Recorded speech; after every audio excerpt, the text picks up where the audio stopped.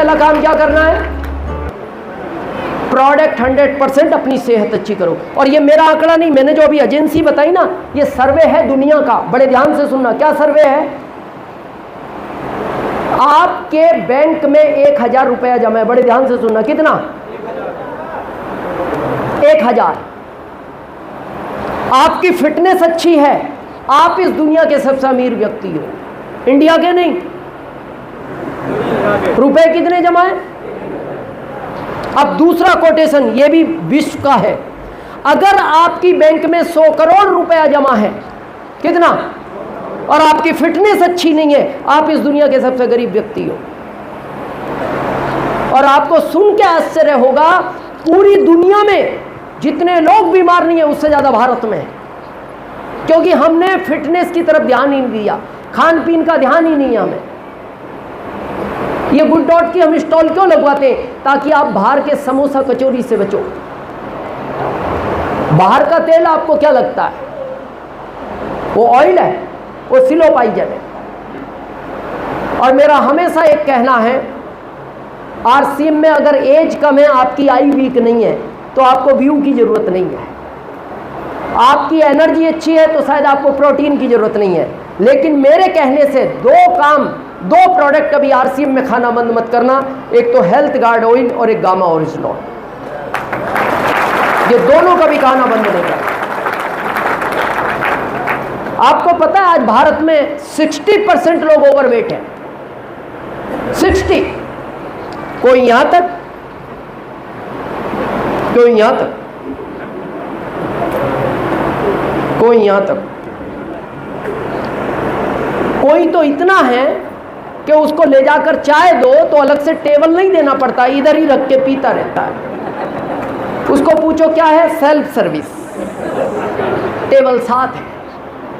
अच्छा, उससे पूछो भाई साहब ये क्या है, तो पता है क्या बोलता है? क्या लगता है क्या है?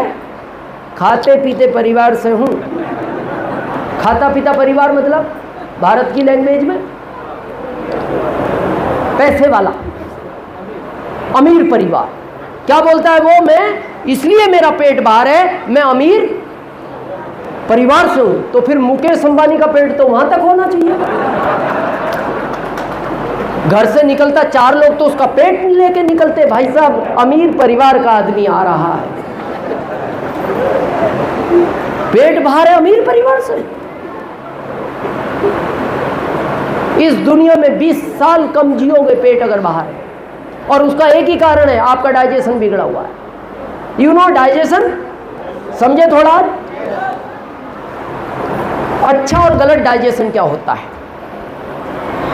सुबह उठे, पानी पिया या नहीं पिया और बाथरूम की तरफ रेस लगा दी और 3 से 5 मिनट में बाहर आ गए तो आपका डाइजेशन अच्छा है और आप हमेशा फिट रहोगे। और ये भारत में 20% लोग हैं। 80 का क्या हाल है? उठा, पानी पिया, फिर थोड़ा टहला,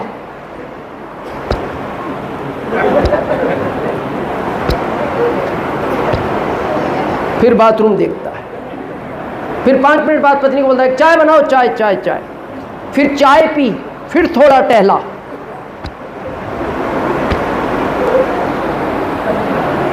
फिर 3 मिनट बाद बोलता है कड़क चाय बनाओ, कड़क। वो चाय थोड़ी चाय नहीं लगी, फिर वो कड़क पी ली, फिर थोड़ा टहला, फिर बाथरूम को देखता, फिर उसका आखिरी हथियार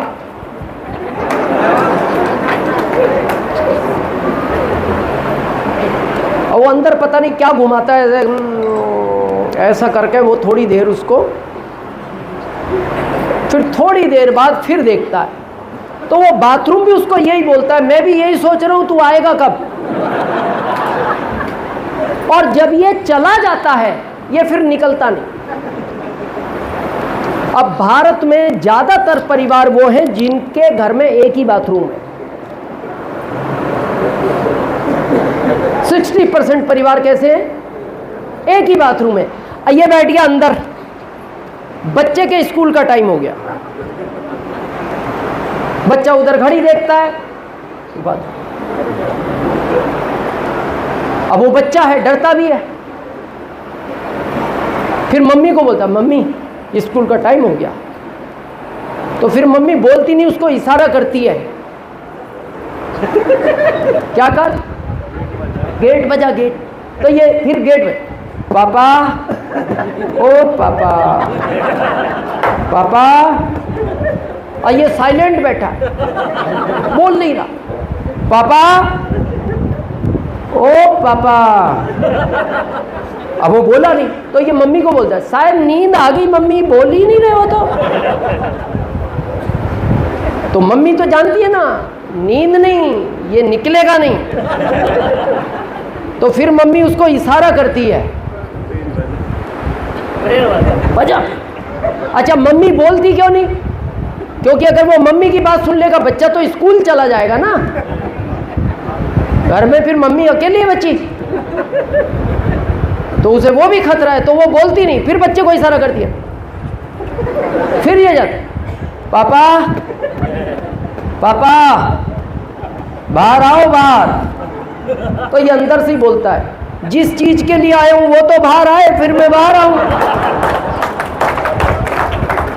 क्या स्थिति बना दी। और फिर भी हम क्या कह रहे हैं, सर आरसीएम की क्या जरूरत है? मैं बताऊं क्या जरूरत है। आरसीएम को पैसे के लिए मत करो, नहीं चाहिए पैसा मत करो। आरसीएम को सम्मान के लिए मत करो, नहीं चाहिए सम्मान मत करो। आरसीएम को सुरक्षा के लिए मत करो, पर आरसीएम को इसलिए जरूर करो ताकि बच्चे स्कूल समय से पहुंचे। बच्चे तो स्कूल समय से पहुंचे।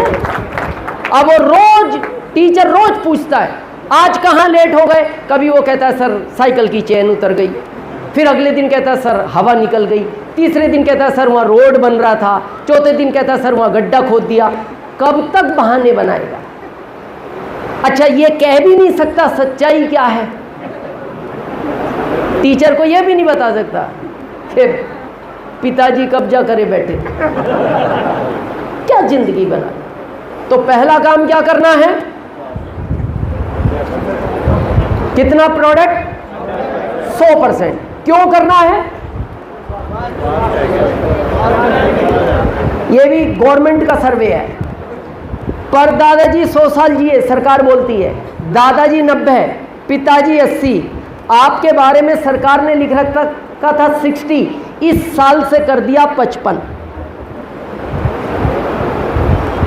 100% अगर आप यूज करते हो तो आरसीएम फिर आपको यहां तक ले जाने की ताकत रखता है, फिर ले जाने की ताकत।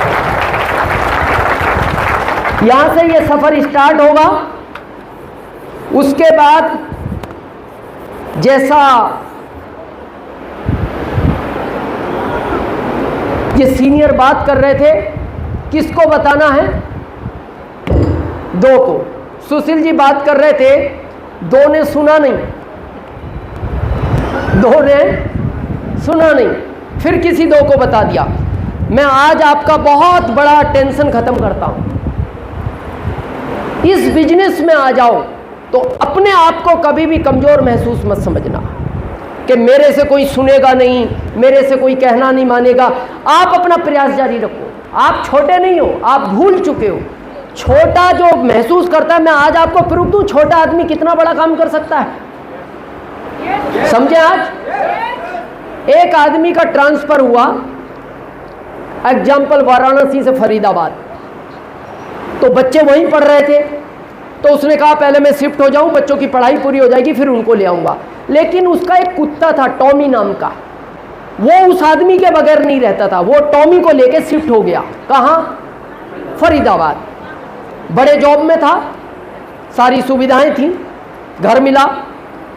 तो एक दिन उसका जो बेसिन का नल है वो खराब हो गया, तो उसने मैकेनिक को फ़ोन किया, भाई साहब। उसने कहा बाबूजी मैं 12 बजे के पहले फ्री नहीं हूँ। तो उसने कहा मेरे को तो 10 बजे ऑफिस जाना है। तो बोले एक काम करो, मैं अपनी चाबी पड़ोस में रख के जा रहा हूँ, चाबी लेना, ताला खोलना और चुपचाप नल ठीक करके आ जाना। और ये ध्यान रखना मेरे घर में 2 पालतू जानवर हैं, पहला टॉमी कुत्ता, दूसरा मिट्ठू तोता। इन दोनों को छेड़ना मत। चुपचाप नल ठीक करना और आ जाना। जैसे ही वो घर में घुसा 12 बजे, कौन? मैकेनिक। टॉमी इतना बड़ा खुला घूम रहा और वो छोटा सा मिट्ठू तोता वो पिंजरे में बंद और ताला लगा हुआ। तो ये मैकेनिक सोचने लगा साहब को भी अकल नहीं है, जो बांधने की चीज थी वो खुली छोड़ दी और वो छोटा सा पंछी उसके ताला लगा दिया। फिर इसको बात साहब की याद आई, तू किसी को छेड़ना मत, चुपचाप अपना काम। जैसे ये नल ठीक करने लगा तो पालतू था तोता भी, तो वो तोता इसको बोलता है जल्दी जल्दी ठीक कर। किसको? मैकेनिक को। तो इसको अच्छा नहीं लगा कि जब आदमी से रेस्पेक्ट से बात नहीं करे गुस्सा आता है। अब वो तो तोता वो बोल रहा है जल्दी जल्दी ठीक कर, करना नहीं आता क्या? इसको गुस्सा आया, पर इसको फिर साहब की बात याद आई, छेड़ना नहीं। ये फिर ठीक करने लगा, फिर वो तो बोल नहीं करना आता तो निकल यहां से। ईगो हर्ट होता है, इसका होने लगा। फिर ये बात याद आई, यार छेड़ना नहीं। फिर इसके मन में आया अपने को इसको नहीं छेड़ना, टॉमी को। ये छोटा सा जानवर, ये तो कर भी क्या लेगा अपना, और वैसे भी पिंजरे में ताले में बंद है। पर फिर भी उसने सोचा यार साहब ने मना किया है। फिर ये नल ठीक करने लगा। उसने कहा अब तू यहां से निकल ही जा, नहीं तो मैं निकाल दूंगा। तेरे को इतना ही आता है? फिर इससे बर्दाश्त नहीं हुआ। फिर इसने पिंजरे की तरफ देखा और बोलता है उससे तेरे को भी इतना ही आता है? तो वो मिट्ठू बोलता है नहीं नहीं मेरे को इससे ज्यादा भी आता है। इसने कहा फिर बता। उसने कहा टॉमी छू।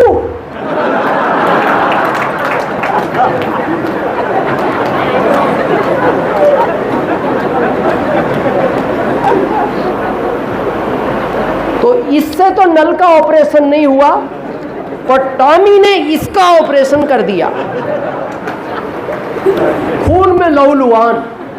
5 बजे साहब इंटर हुए। साहब ने देखा टॉमी वहीं बैठा और ये खून। उठाया इसको, हॉस्पिटल ले गए। इसको पूछा क्या हुआ? मैंने तेरे को मना किया था ना छेड़ना नहीं। बोले साहब मैंने टॉमी को नहीं छेड़ा।